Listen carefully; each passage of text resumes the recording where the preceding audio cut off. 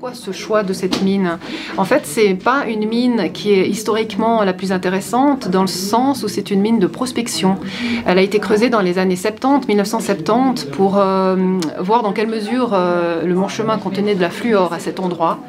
Et il se trouve que du fluor, il y en avait, mais au moment de la prospection, le prix du fluor sur le marché est tombé drastiquement, donc c'était plus intéressant, plus rentable en fait.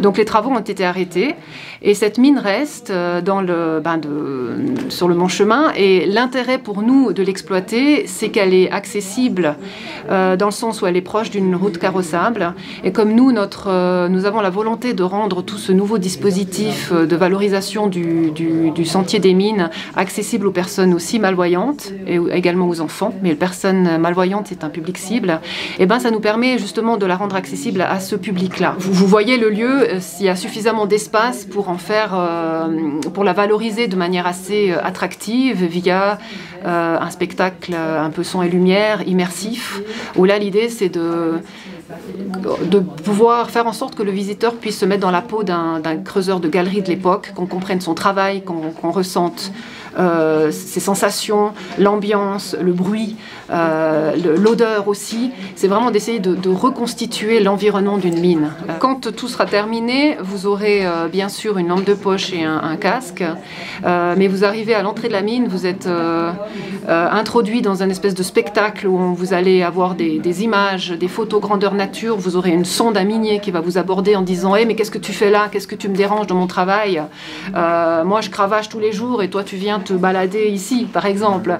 Et là on va le voir en train de travailler, il va nous expliquer ses journées, qu'est-ce qu'il fait, les odeurs, le travail astreignant qu'il a, et on va pouvoir vraiment comprendre tout ce monde de la mine et le travail de la mine, le côté humain vraiment du travail de la mine, et c'est l'objectif de ce projet de la mine Hubacher. L'objectif est vraiment de valoriser notre patrimoine minier pour le mettre en valeur à travers des excursions, et puis le faire découvrir à nos hôtes qui viennent ici découvrir la région, quoi. C'est vraiment un projet transfrontalier. On a des valeurs et un patrimoine qui nous est commun au travers de ces mines, et l'objectif de valoriser ce patrimoine est vraiment important. Ça fera que renforcer un petit peu nos liens. Nous, on avait déjà fait des projets transfrontaliers avec le Suisse, en particulier avec le Val d'Airain, et on a vraiment construit une amitié avec nos copains. Et pour le projet de 2020, on avait cette ligne sur les mines très importante. Alors on a cherché un partenaire en Suisse, et on a le même objectif de valoriser ces sites minéraires, soit d'un point de vue historique, mais surtout dans nos objectifs touristiques. Un tourisme qui soit douce. Alors aujourd'hui, dans cette visite, on a vu une mine très jolie, surtout qui est dans les objectifs du projet.